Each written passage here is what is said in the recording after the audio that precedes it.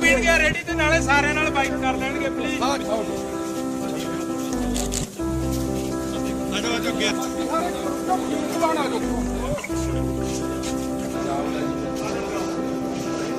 ਉਹ ਯਾਰ ਮੋਬਾਈਲ ਵਾਲੇ ਪਿੱਛੇ ਆ ਜਾਓ। ਆ ਜਾ ਇਹਦੇ ਬਾਹਰ ਥੋੜਾ ਵਾਈਡ ਦਾ ਉਹ ਪਿੱਛੇ ਆਓ।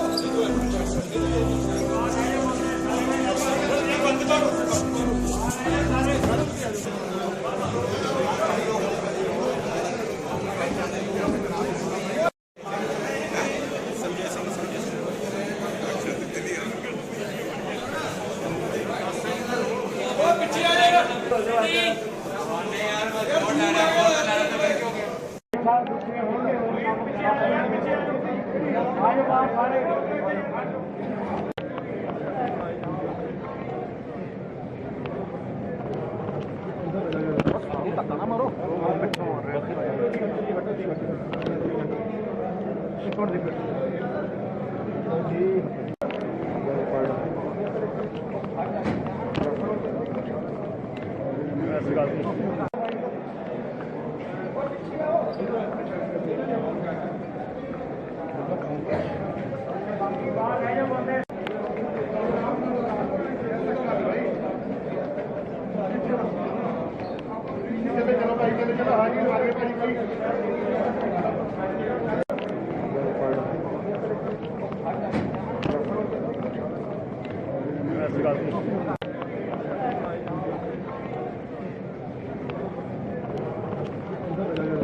ਧੱਕਾ ਨਾ ਮਾਰੋ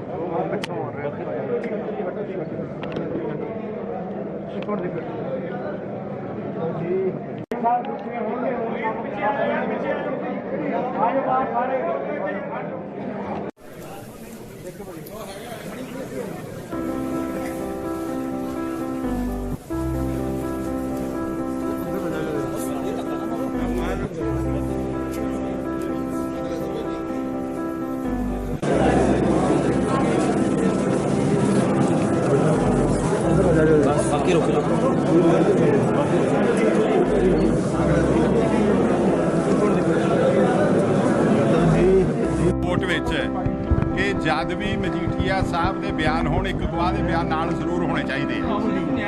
ਉਸ ਕੋਰਟ ਦੇ ਹੁਕਮ ਦੀ ਪਾਲਣਾ ਕਰਦਾ ਹੋਇਆ ਮੈਂ ਪਿਛਲੀ ਤਰੀਕ ਤੇ ਵੀ ਆਇਆ ਮਜੀਠੀਆ ਸਾਹਿਬ ਦੇ ਨਾਲ ਤੇ ਇਹਨਾਂ ਦੇ ਪਿੱਛੇ ਵੀ ਆਏ ਜੀ, ਹਰ ਤਰੀਕ ਤੇ ਆਉਂਦਾ ਰਿਹਾ ਕੋਰਟ ਭੱਜ ਗਿਆ ਤੇ ਉਸ ਤੋਂ ਬਾਅਦ ਪਿਛਲੀ ਤਰੀਕ ਤੇ ਇਹਨਾਂ ਨੇ ਕੋਰਟ ਨੂੰ ਗੁੰਮਰਾਹ ਕੀਤਾ। ਕਹਿੰਦੇ ਰਹੇ ਜੀ ਕਿ ਸੰਜੇ ਸਿੰਘ ਆ ਗਿਆ, ਫਲੋਰ ਤੋਂ ਚੱਲਿਆ, ਲੁਧਿਆਣੇ ਆ ਰਿਹਾ, ਲੁਧਿਆਣਾ ਐਂਟਰ ਕਰ ਗਿਆ, ਭੀੜ ਬੜੀ ਆ, ਲੇਟ ਹੋ ਜੂ। ਪਰ ਆਖਰ ਆ ਕੇ ਇਹਨਾਂ ਨੇ ਕਿਹਾ ਕਿ ਨਹੀਂ ਆ ਰਿਹਾ, ਝੂਠ ਬੋਲੇ। ਅੱਜ ਜਦ ਮਜੀਠੀਆ ਸਾਹਿਬ ਦਾ ਕ੍ਰਾਸ ਐਗਜ਼ਾਮੀਨੇਸ਼ਨ ਨਿਲ ਹੋ ਗਿਆ ਤਾਂ ਮੈਂ ਕੋਰਟ ਦੇ ਹੁਕਮ ਦੀ ਪਾਲਣਾ ਦੇ ਵਿੱਚ ਮੈਂ ਕੋਰਟ ਦੇ ਵਿਟਨੈਸ ਬਾਕਸ ਵਿੱਚ ਗਿਆ ਤੇ ਉਹ ਕਹਿੰਦੇ ਅਸੀਂ ਅੱਜ ਕ੍ਰਾਸ ਐਗਜ਼ਾਮਿਨ ਨਹੀਂ ਕਰਨਾ ਹੈ। ਸੋ ਹੁਣ ਇਹ ਤੋਂ ਅੰਦਾਜ਼ਾ ਕੀ ਹੈ ਜੋ ਮਜੀਠੀਆ ਸਾਹਿਬ ਨੇ ਕਿਹਾ ਕਿ ਭਾਗ ਗਏ ਹਮ। ਮੇਰੀ ਗੱਲ ਸੁਣੋ, ਕੰਪਲੇਨੈਂਟ ਦੇ ਕ੍ਰਾਸ ਐਗਜ਼ਾਮੀਨੇਸ਼ਨ ਨਿਲ ਕਰਨ ਤੋਂ ਬਾਅਦ ਇਹਦਾ ਮਹਿਨਾ ਕੀ ਹੈ ਕਿ what the witness has stated on oath in examination in chief goes unrebutted by the accused, so that has a evidentiary value and that has to be admitted as gospel truth and ਉਹਨੂੰ ਮੰਨਣਾ ਪਊਗਾ। ਤੇ ਜੇ ਪਰਮਾਤਮਾ ਕਰੂਗਾ ਇਨਸਾਫ ਦੀ ਤਕੜੀ ਇਹ ਕਹਿੰਦੀ ਹੈ ਕਿ ਸੰਜੇ ਸਿੰਘ ਨੂੰ ਅਗਲੀ ਵਾਰ ਇੰਟਰਵਿਊ ਤੁਸੀਂ ਉੱਥੇ ਹੀ ਕਰੋਗੇ ਜਿੱਥੇ ਹੁੰਦੀ ਹੈ ਜਾ ਕੇ। ਅੱਜ ਸਰਦਾਰ ਬਿਕਰਮ ਸਿੰਘ ਮਜੀਠੀਆ ਤੇ ਸਰਦਾਰ ਮਹੇਸ਼ਿੰਦਰ ਸਿੰਘ ਗਰੇਵਾਲ ਦੋਨੋਂ ਵਿਟਨੈਸਸ ਹਾਜ਼ਰ ਸਨ। ਅੱਜ ਲਾਸਟ ਮੌਕਾ ਸੀ ਕ੍ਰਾਸ ਐਗਜ਼ਾਮੀਨੇਸ਼ਨ ਕਰਨ ਦਾ। ਇਹਨਾਂ ਨੇ ਅੱਜ ਫਿਰ ਕੋਈ ਨਾ ਕੋਈ ਬਹਾਨਾ ਲੱਭਿਆ ਟੂ ਡਿਰੇਲ ਦਾ ਕੇਸ ਔਰ ਉਹ ਅੱਜ ਜੱਜ ਸਾਹਿਬ ਨਹੀਂ ਮੰਨੇ। ਇੱਕ ਫੋਟੋਕਾਪੀ ਪੁੱਟ ਕੀਤੀ ਜਿਹਦੀ ਐਵੀਡੈਂਸ਼ਰੀ ਵੈਲਿਊ ਕੁਝ ਵੀ ਨਹੀਂ ਔਰ ਉਹ ਉਹਨਾਂ ਦਾ ਜਿਹੜਾ ਡਾਕੂਮੈਂਟ ਸੀ ਉਹ ਪੁੱਟ ਨਹੀਂ ਕਰਨ ਦਿੱਤਾ ਗਿਆ ਔਰ ਉਹਨਾਂ ਨੂੰ ਲਿਬਰਟੀ ਦਿੱਤੀ ਗਈ ਕਿ ਜੇ ਤੁਸੀਂ ਚਾਹੁੰਦੇ ਹੋ ਤਾਂ ਡਿਫੈਂਸ 'ਚ ਲਿਆਇਓ। So the court was really fair. ਉਹਨਾਂ ਨੇ ਕਿਹਾ ਜੀ ਸਾਨੂੰ ਇੱਕ ਹਫ਼ਤਾ ਦੇ ਦਿਓ ਚੈਲੰਜ ਕਰਨਾ। 3 ਮੌਕੇ ਦਿੱਤੇ, 3 ਵਾਰ ਅੱਜ ਕੋਰਟ ਦਾ ਆਰਡਰ ਆਇਆ ਕਿ ਮੈਂ ਤੁਹਾਨੂੰ ਵਾਰਨ ਕਰ ਰਿਹਾ ਕਿ ਤੁਹਾਡੀ ਕ੍ਰਾਸ ਐਗਜ਼ਾਮੀਨੇਸ਼ਨ ਨਿਲ ਹੋ ਜਾਏਗੀ। ਜੋ ਕੁਝ ਸਰਦਾਰ ਬਿਕਰਮ ਸਿੰਘ ਮਜੀਠੀਆ ਨੇ ਫਿਰ ਲਿਖਿਆ ਔਰ ਕਾਨੂੰਨ 'ਚ ਉੱਚ ਦਾਇਰ ਕਰਾਇਆ ਉਹ ਐਵੀਡੈਂਸ 'ਚ ਪੜ੍ਹਿਆ ਜਾਏਗਾ, ਤੁਹਾਨੂੰ ਕ੍ਰਾਸ ਐਗਜ਼ਾਮੀਨੇਸ਼ਨ ਮੌਕਾ ਨਹੀਂ ਮਿਲੇਗਾ। ਉਹਨਾਂ ਨੇ ਖੁਦ ਅੱਜ ਕਿਹਾ ਕਿ ਸਾਡੀ ਕ੍ਰਾਸ ਐਗਜ਼ਾਮੀਨੇਸ਼ਨ ਨਿਲ ਕਰ ਦਿਓ, ਸਾਨੂੰ ਜੋ ਕੁਝ ਪੁੱਛਣਾ ਸੀ ਨਹੀਂ ਪੁੱਛਣਾ। ਇਹਦਾ ਮਤਲਬ ਇਹ ਕਿ ਜੋ ਕੁਝ ਸਰਦਾਰ ਬਿਕਰਮ ਸਿੰਘ ਮਜੀਠੀਆ ਨੇ ਅੱਜ ਕੋਰਟ 'ਚ ਕਿਹਾ ਉਹ ਉਹਨਾਂ ਨੇ ਅੱਜ ਖੁਦ ਉਹਨੂੰ ਸੱਚ ਮੰਨ ਲਿਆ। ਠੀਕ ਹੈ, ਔਰ ਜਿਹੜੀ ਉਹ ਸਟੇਟਮੈਂਟ ਨੂੰ ਰਿਲਾਈ ਕਰ ਰਹੇ ਸੀ ਉਹਦੀ ਕੋਈ ਐਵੀਡੈਂਸ਼ੀਅਲ ਵੈਲਿਊ ਨਹੀਂ, ਔਰ ਹਾਈ ਕੋਰਟ ਨੇ ਇਨ ਅ ਸਿਮਿਲਰ ਕੇਸ ਉਹ ਸਾਰੀ ਜਿਹੜੀ ਸਟੇਟਮੈਂਟ ਨੇ ਡਿਸਕਾਰਡ ਕਰ ਦਿੱਤੀ ਹੋਈ। ਇੱਕ ਮਿੰਟ ਯਾਰ, ਜਿਹੜਾ ਕ੍ਰੋਸ ਐਗਜ਼ਾਮਿਨ ਆ ਉਹਨੂੰ ਜੱਜ ਸਾਹਿਬ ਨੇ ਕਹਿਤਾ ਵੀ ਨੀਲ ਹੋ ਚੁੱਕਾ ਜੀ ਬਾਈ ਆਰਡਰ, ਔਰ 3 ਵਾਰ ਓਪਰਚੁਨਿਟੀ ਦੇ ਕੇ 3 ਵਾਰ ਵਾਰਨਿੰਗ ਦੇ ਕੇ ਆਈ ਵਾਰੀ ਆਉਣਾ, ਦੇਖੋ ਬੇਨਤੀ ਹੈ ਨੀਲ ਹੋ ਗਿਆ ਜੀ। ਐਵੀਡੈਂਸ ਆਈ ਵਾਰੀ ਆਉਣਾ, बिक्रम सिंह मजीठिया एविडेंस आज कंप्लीट हो चुकी है, अपॉर्चुनिटी नील हो चुकी है। चैलेंज करके जो पहला कर रहे हैं जो डिसमिस कराएंगे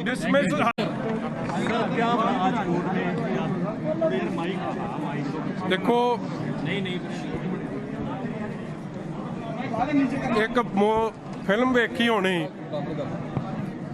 अज ਉਹੀ फिल्म ਦਾ डायलॉग ਇਹ ਬੰਦੇ ਤੇ ਢੁਕਦਾ ਆਪ ਵਾਲੇ ਲੀਡਰ ਤੇ, ਭਾਗ ਸੰਜੇ ਭਾਗ, ਭੱਜਣ ਨਹੀਂ ਦਿੰਦਾ ਤੈਨੂੰ। ਰੱਬ ਤੋਂ ਡਰ ਕੇ ਪਰਮਾਤਮਾ 'ਚ ਸੱਚਾਈ 'ਚ ਵਿਸ਼ਵਾਸ ਕਰਦਿਆਂ, ਪਰਮਾਤਮਾ ਤੇ ਅਟੁੱਟ ਵਿਸ਼ਵਾਸ ਹੁੰਦਿਆਂ ਮੈਂ ਸੰਗਤ 'ਚ ਖਲੋ ਕੇ ਗੱਲ ਕਹੀ ਸੀ ਕਿ ਸੱਚ ਦੀ ਜਿੱਤ ਹੋਊ। ਤੁਸੀਂ ਹੈਰਾਨਗੀ ਹੈ ਕਿ ਮੈਂ ਇਹ ਕੇਸ ਜਿਹਦੇ 'ਚ ਸੰਜੇ ਸਿੰਘ ਮੁਜਲਮ ਨੇ, ਅਕਿਊਜ਼ਡ ਨੇ, ਉਹ ਬੜੀ ਰੌਲਾ ਤੁਹਾਡੇ ਅੱਗੇ ਪਾਉਂਦੇ ਸੀ ਵੱਡਾ ਵੱਡਾ ਬਾਹਰ ਨਿਕਲ ਕੇ, ਅੰਦਰ ਜਾ ਕੇ ਨਹੀਂ ਬਾਹਰ, ਕਿ ਮਜੀਠੀਏ ਨੇ ਇਹ ਕਰਤਾ, ਮਜੀਠੀਏ ਨੇ ਉਹ ਕਰਤਾ। ਤੇ ਮੈਂ ਇਹਨਾਂ ਨੂੰ ਇੱਕ ਵਾਰੀ ਬੋਲਿਆ, ਮੈਂ ਭਰਾਵਾ ਜੋ ਬਾਹਰ ਬੋਲਦਾ ਅੰਦਰ ਵੀ ਬੋਲ। 4 ਸਾਲ ਲੱਗ ਗਏ ਜੀ, ਅੱਜ 16 ਤੋਂ 21 ਆ ਗਈ, 5 ਸਾਲ ਬਲਕਿ 5 ਸਾਲਾਂ 'ਚ ਕੋਰਟ ਤੋਂ ਭੱਜ ਰਹੇ ਆ। ਹਾਈ ਕੋਰਟ ਗਏ, ਇਹਨਾਂ ਦੀ ਪਲੀ ਡਿਸਮਿਸ ਹੋਈ, ਸੁਪਰੀਮ ਕੋਰਟ ਗਏ, ਇਹਨਾਂ ਦੀ ਪਲੀ ਡਿਸਮਿਸ ਹੋਈ, ਅੱਜ ਫੇਰ ਆਏ। ਦੇਖੋ ਇਹਨਾਂ ਦਾ ਸਮਾਂ ਸੀ ਕ੍ਰਾਸ ਕੁਐਸਚਨਿੰਗ ਦਾ, ਅੱਜ ਫੇਰ ਕਹਿੰਦੇ ਸੀ ਹਾਈ ਕੋਰਟ ਜਾਣਾ। ਭਰਾਵਾ ਤੁਹਾਡੀ ਜਿਹੜੀ ਔਰ ਕੋਰਟ ਨੇ, ਜੱਜ ਸਾਹਿਬ ਨੇ ਕਿੰਨੇ ਮੌਕੇ ਦੇਣ ਤੋਂ ਬਾਅਦ ਵੀ ਤੁਹਾਡੇ ਕੋਲ ਜੋ ਹੈ ਤੁਸੀਂ ਕਨਫਰੰਟ ਕਰੋ। ਭੱਜ ਗਏ ਫੇਰ, ਅੱਜ ਫੇਰ ਭੱਜ ਗਏ। ਨਿਲ ਇਹਨਾਂ ਨੇ ਕਿਹਾ ਸੀ ਸਾਨੂੰ ਹਾਈ ਕੋਰਟ ਜਾਣਾ, ਉਹ ਵਕੀਲ ਸਾਹਿਬ ਟੈਕਨੀਕਲ ਟਰਮ 'ਚ ਤੁਹਾਨੂੰ ਦੱਸ ਦਿੰਦੇ ਆ। ਮੇਰਾ ਕਹਿਣ ਦਾ ਭਾਵ ਹੈ ਕੇਜਰੀਵਾਲ ਨੂੰ ਪਰਦੇ ਪਾਤਾ, ਹੋਣਾ ਪਿਆ ਨਾ ਪੁੱਠਾ ਮਾਫੀ ਮੰਗਣੀ ਪਈ, ਇਹਨਾਂ ਦੇ ਸੱਜਣ ਨੂੰ ਮੰਗਣੀ ਪਈ। ਅੱਜ ਮੈਂ ਤੁਹਾਨੂੰ ਦੱਸਦਾ ਸੱਚੇ ਪਾਤਸ਼ਾਹ ਤੋਂ ਡਰ ਕੇ, ਗੁਰੂ 'ਚ ਵਿਸ਼ਵਾਸ ਰੱਖਦੇ ਆ ਗੱਲ ਕਹਿਣਾ, ਡਰ ਕੇ ਕਹਿਣਾ ਕਿ ਜਿੱਤ ਸੱਚਾਈ ਦੀ ਹੋਊਗੀ। ਇਹ ਅੰਦਰ ਜਾਊਗਾ, ਇਹ ਬਚ ਨਹੀਂ ਸਕਦਾ ਜੇ ਗਲਤ ਗੱਲਾਂ ਕਰੂਗਾ। ਕਿਸੇ ਦੇ ਖਿਲਾਫ, ਕਿਸੇ ਦੀ ਇੱਜ਼ਤ ਦੇ ਖਿਲਾਫ ਡੈਫੇਮੇਟਰੀ, ਡੈਰੋਗੇਟਰੀ ਗੱਲਾਂ ਕਰਨੀਆਂ, ਔਰ ਫਿਰ ਜੇ ਤੁਹਾਡੀ ਲੱਤਾਂ 'ਚ ਜਾਨ ਹੈ, ਹਿੰਮਤ ਹੈ, ਅੰਦਰ ਆ ਕੇ ਵੀ ਕਰੋ ਨਾ। ਬਾਹਰ ਤੁਹਾਡੇ ਸਾਹਮਣੇ ਕਰਨੀ ਦਾ ਕੋਈ ਮਤਲਬ ਨਹੀਂ, ਅੰਦਰ ਆ ਕੇ ਭੱਜ ਜਾਂਦੇ। ਕੇਜਰੀ ਸਾਹਿਬ ਨੂੰ ਵੀ ਮਾਫੀ ਦੇ ਦਿੱਤੀ, ਇਹ ਮੰਗਣਗੇ ਇਹਨਾਂ ਨੂੰ ਦੇ ਦਿਓ। ਉਹ ਇੱਕ ਮੈਂ ਤੁਹਾਨੂੰ ਬੇਨਤੀ ਕਰਾਂ, ਜਦੋਂ ਇਹਨਾਂ ਦਾ ਬਾਦਸ਼ਾਹ ਸੁੱਟ ਲਿਆ, ਇਹਨਾਂ ਨੂੰ ਤਾਂ ਮੈਂ ਪਛਾਣਦਾ ਹੀ ਨਹੀਂ। ਮੈਨੂੰ ਤਾਂ ਜੇ ਸਾਹਮਣੇ ਖਲੋ ਜਾ ਮੈਨੂੰ ਪਤਾ ਨਹੀਂ ਹੋਣਾ ਇਹ ਸੰਜੇ ਹੈ ਕਿ ਮੰਜੇ ਹੈ, ਇਹ ਧਨੰਜੇ ਹੈ ਕਿ ਕੀ ਹੈ। ਇਸ ਲਈ ਮੇਰੇ ਵੀਰੋ ਇਹ ਜੇ ਬੰਦੇ ਦੀ ਬੁੱਕਤ ਕੋਈ ਨਹੀਂ, ਮਗਰ ਮੈਂ ਤਾਂ ਉਸ ਜਿਹਨੂੰ ਇਹਨੂੰ ਕੱਲਾ ਕਿ ਇਸ ਤਰ੍ਹਾਂ ਕਿਸੇ ਪੰਜਾਬੀ ਦੇ ਵੈਰ ਪਏਗਾ, ਜੇ ਸਮਝੇਗਾ ਕਿ ਕਿਸੇ ਪੰਜਾਬੀ ਨੂੰ ਇਸ ਤਰ੍ਹਾਂ ਬੇਇੱਜ਼ਤ ਕਰਕੇ ਤੁਸੀਂ ਲੰਘ ਜਾਓਗੇ। ਪੰਜਾਬੀ ਸਤਿਕਾਰ ਵੀ ਬੜਾ ਕਰਦਾ ਹੈ, ਤੇ ਫਿਰ ਜੇ ਨਾ ਹਟੇ ਫਿਰ ਅਕਲ ਵੀ ਦੇਣਾ ਚਾਹੁੰਦਾ। ਔਰ ਮੈਂ ਸੱਚੇ ਪਾਤਸ਼ਾਹ ਅੱਗੇ ਫੇਰ ਝੁੱਕ ਕੇ ਗੁਰੂ ਸਾਹਿਬ ਦਾ ਓਟ ਆਸਰਾ ਲੈਂਦਾ ਹੋਇਆ ਫੇਰ ਤੁਹਾਨੂੰ ਕਹਿਣਾ, ਸੰਜੇ ਭਾਗ ਮਤ, ਅਬ ਸਾਹਮਣੇ ਆ, ਨਹੀਂ ਤਾਂ ਭੱਜਣ ਨਹੀਂ ਦਊਂਗਾ, ਘੇਰ ਕੇ ਲਿਆਉਂ, ਕੱਢੂ ਉਸੇ ਰਾਹ ਤੋਂ ਜਿਸ ਰਾਹ ਤੋਂ ਤੇਰੇ ਆਕੇ ਨੂੰ ਕੱਢਿਆ। ਉਹਦੇ ਟੁਕੜਿਆਂ ਤੇ ਪਲਦੇ ਨਾ ਇਹ ਲੋਕ। ਇਸ ਲਈ ਮੈਨੂੰ ਕੋਈ ਫਿਕਰ ਨਹੀਂ, ਗੁਰੂ ਦੀ ਬਖਸ਼ਿਸ਼ ਹੈ। ਔਰ ਕੋਰਟ ਨੇ ਜੋ ਵਕੀਲ ਸਾਹਿਬ ਤੁਹਾਨੂੰ ਦੱਸ ਦੇਣਗੇ ਕਿ ਇਹ ਆਪਦੀ ਲੀਗਲ ਗੱਲ ਸਾਰੀ ਤੁਹਾਨੂੰ ਦੱਸ ਦਿੰਦੇ ਕਿ ਅੱਜ ਫੇਰ ਭੱਜੇ ਇੱਥੋਂ। ਔਰ ਇੱਕ ਮੈਂ ਹੋਰ ਗੱਲ ਕਰਾਂ, ਇੱਕ ਜਿਹੜਾ ਉੱਥੇ ਇੱਕ ਵਕੀਲ ਸਾਹਿਬ ਉਹਨਾਂ ਦਾ ਨਾਮ ਹੈ ਜੀ ਗੋਲੂ ਜਿਹੜਾ ਹਿੰਮਤ ਸ਼ੇਰਗਿੱਲ, ਉਹਨੇ ਆਹੀ ਗੱਲਾਂ ਮੇਰੇ ਖਿਲਾਫ ਮਜੀਠੇ ਕੀਤੀਆਂ ਸੀ। ਮੈਂ ਉਹਨੂੰ ਪੁੱਛਿਆ, ਬੱਬੂ ਗੋਸ਼ੇ ਜੀ ਨੂੰ ਤੇਰੀ ਜ਼ਮਾਨਤ ਜ਼ਬਤ ਨਹੀਂ ਹੋਈ ਉੱਥੇ? ਐਵੇਂ ਫਜ਼ੂਲ 'ਚ ਲੋਕਾਂ ਦਾ, ਤੁਹਾਡਾ ਮੇਰਾ ਟਾਈਮ ਬਰਬਾਦ ਕਰਨਾ, ਲੋਕਾਂ ਨੂੰ ਮੂਰਖ ਬਣਾਉਣਾ। ਤੁਹਾਡੀ ਜ਼ਮਾਨਤ ਜ਼ਬਤ ਹੋਈ ਕਿ ਨਹੀਂ ਹੋਈ? ਫਿਰ ਚੀਕਾਂ ਮਾਰ ਉੱਠਿਆ। ਔਰ ਮੈਨੂੰ ਬੜਾ ਅਫਸੋਸ ਹੋਇਆ ਕਿ ਜੱਜ ਸਾਹਿਬ ਨੂੰ ਇਸ ਤਰ੍ਹਾਂ ਚਿਲਾ ਕੇ ਪੈ ਰਹੇ ਸੀ ਜਿਵੇਂ ਜੱਜ ਸਾਹਿਬ ਨੂੰ ਪਤਾ ਨਹੀਂ ਕੀ ਡਰਾ ਦੇਣਾ। ਮਗਰ ਮੈਂ ਇਹ ਗੱਲ ਜਿਹੜੀ ਕੋਰਟ ਦੀ ਮਰਿਆਦਾ ਤੇ ਗਰੀਮਾ ਨੂੰ ਠੀਕ ਰਿਸਪੈਕਟਫੁਲੀ ਆਪਣੀ ਗੱਲ ਰੱਖੋ ਔਰ ਵਜਨ ਨਾਲ ਜ਼ੋਰਦਾਰ ਤਰੀਕੇ ਨਾਲ ਵੱਡੀ ਗੱਲ ਦੀ ਗੱਲ This is an ongoing case, right? So whatever we say it on the basis of documents. So certain documents we want to be produced. It is not it is I want to produce some documents. Now what the document is, so we will produce that because as a lawyer we can only talk on the basis of documents. So there are statements of Mr. Jagdeep Singh Chahal. Kindly listen, kindly. So there are statements of Mr. Jagdeep Singh Chahal before the Enforcement Directorate. Enforcement Directorate ਦੇ ਸਾਹਮਣੇ ਉਹਨਾਂ ਦੀ statement ਹੈਗੀ ਆ ਤੇ ਉਹ ਅਸੀਂ court ਦੇ ਅੱਗੇ ਪੇਸ਼ ਕਰਨੀ ਹੈਗੀ ਆ। ਤੇ ਬਾਕੀ ਕੀ ਕਹਿੰਦੇ ਆ ਹਿੰਦੁਸਤਾਨ ਦੇ ਵਿੱਚ ਦੇਰ ਆਰ ਮੈਨੀ ਟੀਅਰਸ ਆਫ ਦਿਸ ਥਿੰਗ। ਜੇ ਸਾਡਾ ਕਦੀ ਵੀ can always go to the high court but definitely ਜਿਹੜਾ ਡਾਕੂਮੈਂਟ ਹੈਗਾ ਸਾਡੇ ਕੋਲ ਉਹ we have a document in hand and we have to produce that. ਨਹੀਂ ਸਰ ਇੱਕ ਵਾਰੀ ਅੱਜ ਤੁਸੀਂ ਕ੍ਰਾਸ ਐਗਜ਼ਾਮਿਨ ਦਾ ਲਾਸਟ ਨਹੀਂ ਅਸੀਂ ਕ੍ਰਾਸ ਕੰਪਲੀਟ ਹਾਂਜੀ ਕ੍ਰਾਸ ਐਗਜ਼ਾਮਿਨ ਦਾ ਅੱਜ ਲਾਸਟ ਓਪਰਚੁਨਿਟੀ ਸੀਗੀ ਤੁਹਾਡਾ ਕ੍ਰਾਸ ਐਗਜ਼ਾਮਿਨ ਹੀ ਆਪਣਾ ਨੀਲ ਕਰਦਾ ਨਹੀਂ it was not last opportunity. Cross examination ਬਹੁਤ ਦਿਨਾਂ ਤੋਂ ਚੱਲ ਰਿਹਾ ਹੈਗਾ। ਹਾਂ ਤੇ ਕੀ ਕਹਿੰਦੇ ਹਜੇ ਹੋਰ ਵੀ ਕਈ ਵਿਟਨੈਸਸ ਕ੍ਰਾਸ ਐਗਜ਼ਾਮਿਨ ਹੋਣੇ ਆ। ਬਾਕੀ ਵਿਟਨੈਸਸ ਦੀ ਮੈਂ ਗੱਲ ਕਰਦਾ ਮੈਂ ਮੇਨ ਜਿਹੜੀ ਕੰਪਲੇਨਰ ਉਹਦੀ ਗੱਲ ਨਹੀਂ ਉਹਨਾਂ ਦਾ ਕ੍ਰਾਸ ਐਗਜ਼ਾਮੀਨੇਸ਼ਨ ਬਹੁਤ ਲੰਬਾ ਹੋ ਚੁੱਕਾ ਹੈ ਨਾ। ਨਹੀਂ ਉਹ ਹੋ ਚੁੱਕਾ। ਤੁਸੀਂ ਸ਼ਾਇਦ ਪਹਿਲੀ ਵਾਰੀ ਆਏ ਹੋ ਇਸ ਡੇਟ ਤੇ। ਹਾਂ ਤੇ ਉਹ ਕਾਫੀ ਕ੍ਰਾਸ ਐਗਜ਼ਾਮੀਨੇਸ਼ਨ ਹੋ ਚੁੱਕਾ ਹੈ। ਇੱਕ ਪੁਆਇੰਟ ਹੈਗਾ ਉਹ ਵੀ ਅਸੀਂ ਡਾਕੂਮੈਂਟ ਪੇਸ਼ ਕਰਨਾ ਹੈ। ਉਹ ਅਸੀਂ ਡਾਕੂਮੈਂਟ ਡੈਫੀਨਿਟਲੀ ਮੈਨੂੰ ਪੂਰੀ ਉਮੀਦ ਆ ਮੈਨੂੰ ਪੂਰੀ ਉਹ ਦੇਖੋ ਡਾਕੂਮੈਂਟ ਹੈਗਾ ਹੁਣ ਕੋਰਟ ਦਾ ਡਾਕੂਮੈਂਟ ਹੈਗਾ। ਜਿਹੜਾ ਕੋਰਟ ਦਾ ਡਾਕੂਮੈਂਟ ਹੁੰਦਾ ਹੈ ਉਹ ਭਾਵੇਂ ਫੋਟੋਕਾਪੀ ਹੋਵੇ ਅਸੀਂ ਓਰੀਜਨਲ ਰਿਕਾਰਡ ਜਿਹੜੇ ਹੈਗੇ ਉਹ ਸਮਨ ਕਰਨੇ ਹੈਗੇ ਆ। ਤੇ ਉਹ ਕੀ ਕਹਿੰਦੇ we have a document and we are only fighting ਮੇਰੀ ਗੱਲ ਸੁਣੋ we are only fighting this case on document. ਜਿਹੜਾ ਡਾਕੂਮੈਂਟ ਹੁੰਦਾ ਹੈ ਉਹ ਡਾਕੂਮੈਂਟ ਹੁੰਦਾ ਕੋਰਟ ਦਾ ਡਾਕੂਮੈਂਟ ਹੁੰਦਾ ਹੈ। ਜੇ ਕਿਸੇ ਨੇ ਕੋਈ ਬਿਆਨ ਕਿਤੇ ਦਿੱਤਾ ਹੈਗਾ ਕੋਰਟ ਦੇ ਅੱਗੇ ਜਾਂ ਐਨਫੋਰਸਮੈਂਟ ਡਾਇਰੈਕਟੋਰੇਟ ਦੇ ਅੱਗੇ that is a matter of record. So ਇਹ ਜਿਹੜੀ ਸੁਪਰੀਮ ਪਤਾ ਨਹੀਂ I don't know please kindly ਹਾਂ ਸੁਪਰੀਮ ਕੋਰਟ ਦੀ ਨਹੀਂ ਅਸੀਂ ਪੇਸ਼ ਕੀਤੀ ਸੀਗੀ। ਹਾਂ ਨਹੀਂ ਉਹ ਦੇਖੋ ਉਹ ਜੋ ਮਰਜ਼ੀ ਕਹਿਣ ਅਸੀਂ ਬਿਲਕੁਲ ਇਹ ਕੇਸ ਜਿੱਤਾਂਗੇ। ਮੇਰੀ ਗੱਲ ਧਿਆਨ ਨਾਲ ਸੁਣੋ ਇਹ ਡੈਫੀਨਿਟ ਅਸੀਂ ਡੈਫੀਨਿਟ ਅੱਜ ਤੱਕ ਕੇਸ ਚੱਲ ਰਿਹਾ ਹੈ ਹਜੇ ਤੱਕ ਕ੍ਰਾਸ ਐਗਜ਼ਾਮੀਨੇਸ਼ਨ ਹੋਣੇ ਆ। ਡੈਫੀਨਿਟਲੀ ਇਹਨਾਂ ਕੇਸ ਆ ਸਾਡਾ ਬਹੁਤ ਸਟਰੋਂਗ ਕੇਸ ਆ। ਬਿਲਕੁਲ ਜਿਹੜਾ ਇਹ ਕੇਸ ਹੈਗਾ ਅਸੀਂ ਡਾਕੂਮੈਂਟ ਸੇ ਲੜ ਰਹੇ ਹਾਂ। ਡਾਕੂਮੈਂਟ ਜਿਹੜੇ ਬਿਆਨ ਐਨਫੋਰਸਮੈਂਟ ਡਾਇਰੈਕਟੋਰੇਟ ਦੇ ਅੱਗੇ ਉਹ ਤੇ ਲੜ ਰਹੇ ਹਾਂ। ਸੋ ਹਜੇ ਜਿਹੜੀ ਇਹ ਲੜਾਈ ਹੈਗੀ ਕੋਰਟ ਦੀ ਲੜਾਈ ਹੈਗੀ ਜਾਰੀ ਹੈਗੀ ਆ ਤੇ ਜਿਹੜੀ ਸੱਚ ਦੀ ਜਿੱਤ ਹੁੰਦੀ ਆ ਝੂਠ ਦੀ ਹਾਰ ਹੁੰਦੀ। ਤੇ ਬਿਆਨ ਇਸ ਤਰ੍ਹਾਂ ਜੀ ਇਨਫੋਰਸਮੈਂਟ ਡਾਇਰੈਕਟੋਰੇਟ ਦੇ ਅੱਗੇ ਜਿਹੜੇ ਬਿਆਨ ਹੈਗੇ ਆ ਉਹ ਮੈਟਰ ਆਫ ਰਿਕਾਰਡ ਹੈਗਾ। ਉਹ ਕੇਸ ਉਹ ਕੋਰਟ ਦੇ ਅੱਗੇ ਅਸੀਂ ਲੈ ਕੇ ਆਵਾਂਗੇ ਡੈਫੀਨਿਟਲੀ ਲੈ ਕੇ ਆਵਾਂਗੇ। Thank you. मैं माननीय न्यायालय के समक्ष पेश हुआ और कोर्ट की प्रोसीडिंग चल रही है। क्रॉस एग्जामिनेशन चल रहा है। माननीय न्यायालय के ऊपर मुझे पूरा भरोसा है और मैं उम्मीद करता हूं कि सच की इस लड़ाई में हम लोगों की जीत होगी। बाकी न्यायालय में क्या हुआ वो वकील साहब विस्तार से बताएंगे।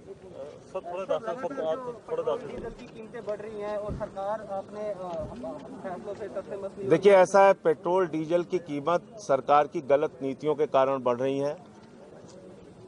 ये सरकार जिन राज्यों को जिन देशों को पेट्रोल डीजल सप्लाई करती है वहाँ तेल का दाम सस्ता है।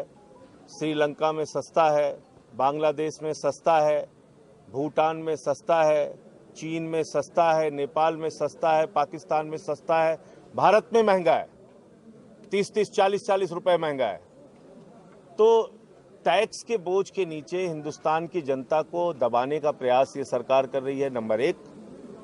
दूसरा, जिस तरह से किसानों के प्रति सरकार की उदासीनता है, हिटलरशाही है, तानाशाही पूर्ण रवैया है, वो बहुत ही दुखद और पीड़ादायक है।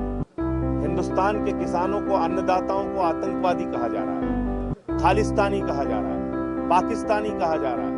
आंसू गैस के गोले, पानी की बौछारें, लाठियों से पीटना, एनआईए की जांच, जितने तरीके से अपमानित कर सकते हैं किया जा रहा है। 200 से ज्यादा किसान शहीद हो चुके हैं। पंजाब की धरती से लेकर आज उत्तर प्रदेश हो, हरियाणा हो, बिहार हो, कर्नाटक हो, तमिलनाडु हो, पूरे देश में यह आंदोलन किसानों का विस्तार ले रहा है और सरकार को झुकना ही पड़ेगा। आम आदमी पार्टी पहले दिन से किसान भाइयों के आंदोलन के साथ है। हमारे नेता अरविंद केजरीवाल जी सिंगू बॉर्डर हो, टीकरी बॉर्डर हो, गाजीपुर बॉर्डर हो, वहां पर पानी का इंतजाम, टॉयलेट का इंतजाम, इंटरनेट का इंतजाम, जो कुछ भी किसानों के लिए बन सकता था वो हमने किया। 9 स्टेडियम हमसे जेल बनाने के लिए मांगे जा रहे थे, हमने नहीं दिया। तो हम किसानों के साथ, देश के अन्नदाताओं के साथ पहले दिन से खड़े थे। आपको याद होगा मैंने माइक भी तोड़ा था पार्लियामेंट के अंदर, उस समय मेरी बड़ी आलोचना हुई। मैं तो कहता हूं मैंने माइक तोड़ा, मुझे निलंबित किया गया। जिन लोगों ने किसानों की हड्डियां तोड़ी उनको भी निलंबित करना चाहिए। लगता है सरकार कानून रद्द करेगी, लंबे समय तो अंदोलन चल रहे हो। आज भी प्रधानमंत्री नरेंद्र मोदी ने कहा कि देखिए किसान ਜਿਹੜੇ ਖੇਤਰ ਹੈਗੇ ਉਹ ਸਰਕਾਰੀ ਰਹਿਣਗੇ, ਬਾਕੀ ਸਾਰਾ ਪ੍ਰਾइवेट कर सकते हैं। देखिए ऐसा है कि मैंने एक लाइन पढ़ी थी अदम गोंडवी की कि जो डलहौजी न कर सका वो ये हुक्काम कर देंगे और कमीशन दे दो तो हिंदुस्तान को नीलाम कर देंगे। हिंदुस्तान का बजट हिंदुस्तान की नीलामी का बजट है, जिसमें रेल बेची जा रही है, सेल बेचा जा रहा है, कोल बेचा जा रहा है, सड़क बेची जा रही है, बिजली बेचा जा रहा है, पानी बेचा जा रहा है, बीपीसीएल बेचा जा रहा है, एलआईसी बेचा जा रहा है, बैंक बेचा जा रहा है, पूरा हिंदुस्तान बेचा जा रहा है। तो 130 करोड़ हिंदुस्तानियों ने जिस संपत्ति को अपनी परिश्रम और मेहनत से बनाया, उसको एक कपूत सरकार, क्योंकि सपूत वो होता है जो बाप दादा की संपत्ति को बढ़ाता है, कपूत वो होता है जो बाप दादा की संपत्तियों को बेचता है। तो एक कपूत सरकार हिंदुस्तान के अंदर चल रही है जो देश की संपत्तियों को बेचने का काम कर रही है। प्रधानमंत्री साहब ये भी कह रहे हैं कि व्यापार करना साडा काम नहीं है, ਅਸੀਂ ਲੋਕਾਂ ਦੀ ਜਿਹੜਾ ਲਾਭ ਵਾਸਤੇ बैठे हैं, व्यापार करना साडा काम नहीं है। तो उनका काम क्या है? उनका काम अडानी की गुलामी है, उनका काम पूंजीपतियों की गुलामी है, उनका काम जनता से सिर्फ वोट लेना है, जनता से सिर्फ टैक्स लेना है, किसानों पे लाठियां बरसानी है, उन पे एनआईए की जांच करानी है। उनका काम है क्या? वो किस लिए देश के प्रधानमंत्री बने हैं? अगर उनका काम कुछ है ही नहीं, उनका काम सिर्फ वोट लेना और नोट लेना है, तो मुझे लगता है कि उनको अब अपने पद से इस्तीफा दे देना चाहिए। एक उन्होंने ये भी कहा है कि सोच ऐसी पड़ी है जो बेकार पड़ी है, उसको सर आज क्या आगे हिम्मत जी आगे। ऐसा है, BPCL Maharatna company, steel authority of India limited Maharatna company, Concor मुनाफे की कंपनी, हिंदुस्तान के मुनाफे की कंपनियों को आप बेच रहे हैं और अपनी पीठ थपथपा रहे हैं। आप कह रहे हैं 100 से ज्यादा संपत्तियां हम नीलाम करेंगे और 150 से ज्यादा नीलाम करेंगे। तो मैंने आपको जैसा कहा कि ये सरकार हिंदुस्तान को बेचने का बजट लेके आई है, इसकी कोई दृष्टि नहीं है, कोई आर्थिक सोच नहीं है, देश की तरक्की के प्रति कोई इनको सिर्फ हिंदू मुसलमान जाति धर्म करना है और वोट लेके जनता को आपस में लड़ाकर चंद पूंजीपतियों का फायदा करना है। 2022 का चुनाव अभी आ रहे हैं, कैसा उसकी तैयारी है आम आदमी? आम आदमी पार्टी पंजाब में मजबूती के साथ 2022 का चुनाव लड़ेगी। संगठन के काम में बहुत तेजी से हमारे साथी जुट गए हैं। अभी गुजरात का जो रिजल्ट आया है, जिसमें 27 सीटें सूरत में आम आदमी पार्टी को मिली, ये हमारे लिए बहुत ही उत्साहजनक रिजल्ट है और ये इस बात को दिखाता है कि केजरीवाल मॉडल पे, दिल्ली मॉडल पे, एजुकेशन, हेल्थ, बिजली, पानी के मॉडल पे अब देश की जनता अपनी मोहर लगा रही है और आने वाले दिनों में इसकी स्वीकार्यता पूरे हिंदुस्तान में बढ़ेगी। सर आपका सीएम का चेहरा कौन होगा पंजाब में? देखिए उसके बारे में पार्टी तय करेगी, वो मैं अकेले कोई नहीं हूँ। पंजाब में जो अभी काउंसिल की इलेक्शन हुई है उसमें आम आदमी पार्टी का कोई प्रदर्शन खास नहीं रहा, तो इसको लेके मंथन किया गया। देखिए ये शहरों का चुनाव है, शहरों के चुनाव में पिछली बार भी शहरों में मत हमें बहुत अच्छा नहीं मिला था, लेकिन इस बार ऐसा आप नहीं कह सकते कि बिल्कुल हम कोई शहरों में अपनी उपस्थिति दर्ज नहीं करा पाए। हाँ, सीटें नहीं जीत पाए, लेकिन हमारे परसेंटेज ऑफ वोट अच्छे आए हैं। और जब विधानसभा का चुनाव होता है तो वो नगर पालिका और नगर निगम के चुनाव से बिल्कुल अलग होता है। और ये बात मैं आपको क्यों कह रहा हूँ कि जब 2016 के अंदर नगर निगम और नगर पालिका के चुनाव हुए थे, उस समय अकाली दल की सरकार थी और अकाली दल बम्पर सीटें जीत के आया था। लेकिन जब विधानसभा का चुनाव हुआ तो विधानसभा में वही अकाली दल तीसरे नंबर पे आ गया। तो इसलिए अकाली दल बीजेपी निगम चुनाव में तो पहले भी अच्छा कर चुका है, लेकिन विधानसभा चुनाव में पिट चुका है। तो इसलिए इन नतीजों को आप विधानसभा चुनाव के लिए कोई फैसला मत अगर मानिए। आप कोर्ट की बात करें तो कोर्ट में आपके वकील साहब ने मतलब कि जो क्रॉस एग्जामिन था उसके बारे में वकील साहब ही बोलेंगे। देखिए,